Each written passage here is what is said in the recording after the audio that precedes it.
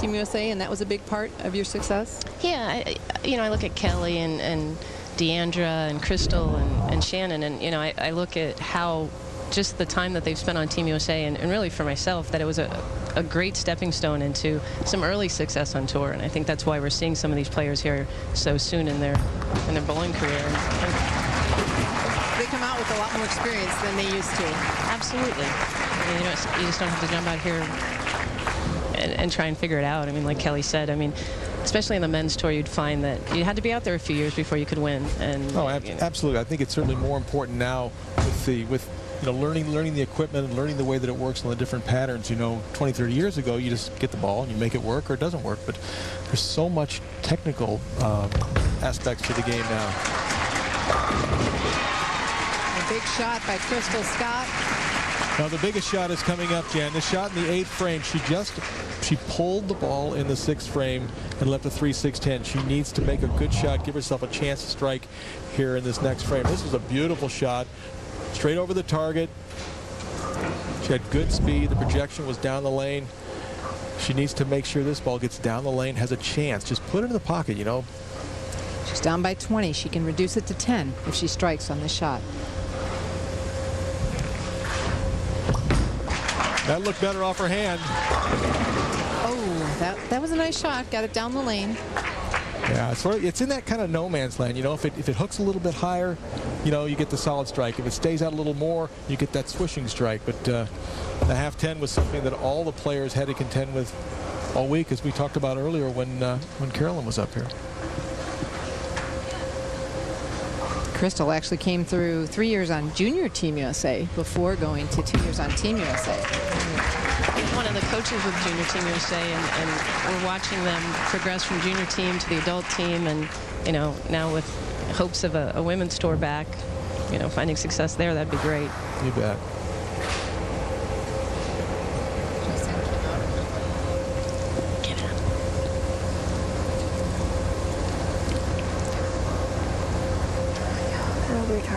One time.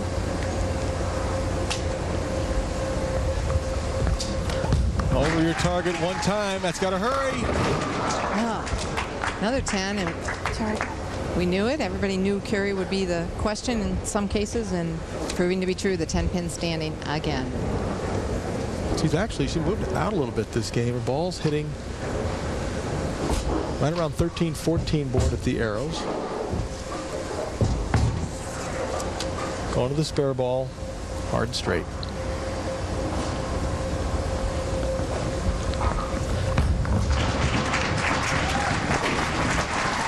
Covered it up nicely. So Kim Terrell, thanks so much for joining us.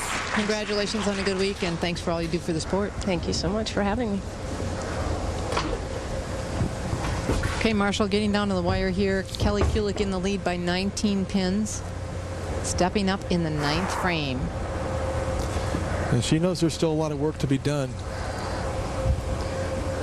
Kristal has only just that 19-pin deficit, and any kind of mistake and a double by Kristal, she could take the lead.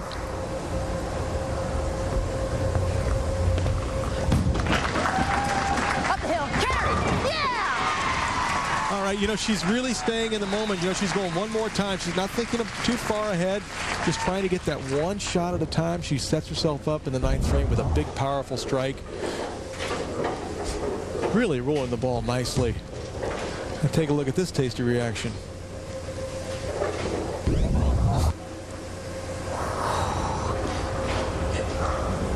She's pumped. Kristal now needs to strike out. stepping up in the 9th. Gotta hurry. Oh, 10-pin not going down. Very light into the pocket. Yeah, with a spare in the 9th frame and striking out, she shoot 228. You can see this ball just not quite getting up to the pocket. Everything scattering around, but the 10-pin standing. And but a spare here, she could still strike out in the 10th. She could force Kelly Kulick to mark in the 10th frame.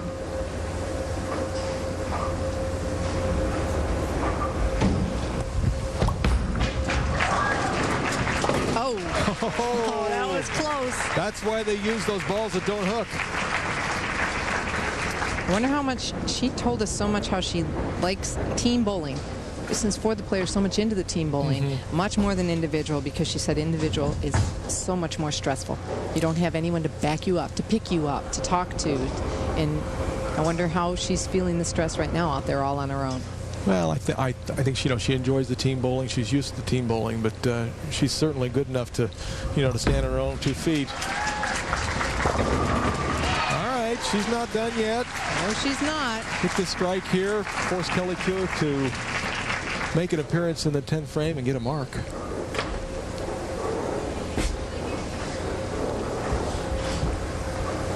Kristal Scott's bowled a very good game. She has that one shot in the 6th frame that crept in high, but everything else, she's kept the ball in play. She came out swinging with those three strikes in the 1st, 2nd, and 3rd. And just looking for one more right now.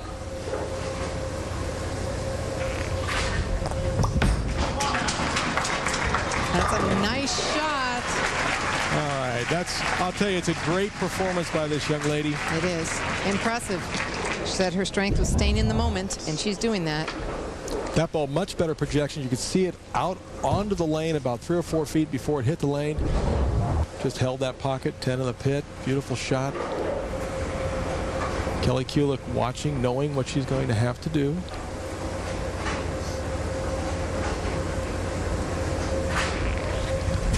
Nine pins will force her to mark. It's got to hurry. That'll do it. That will do it. 228, a final score for Kristal Scott.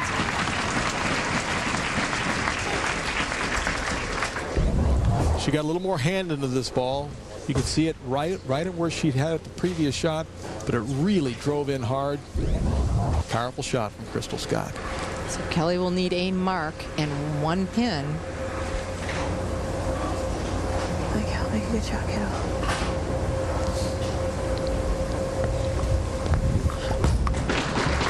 Hurry. Oh, That's the best kind of mark right there, Jan.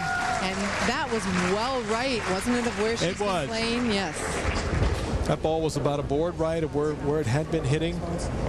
She's creating some area for herself.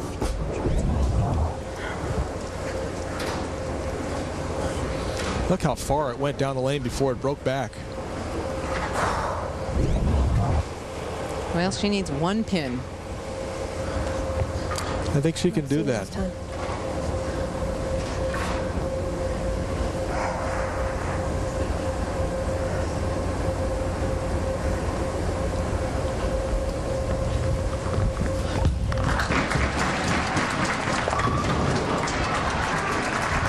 Is plenty. So Kelly Kulick now earns the right to bowl for the title. And that trophy and that tiara and that pendant and a lot of money, $30,000. But first, we'll be right back with a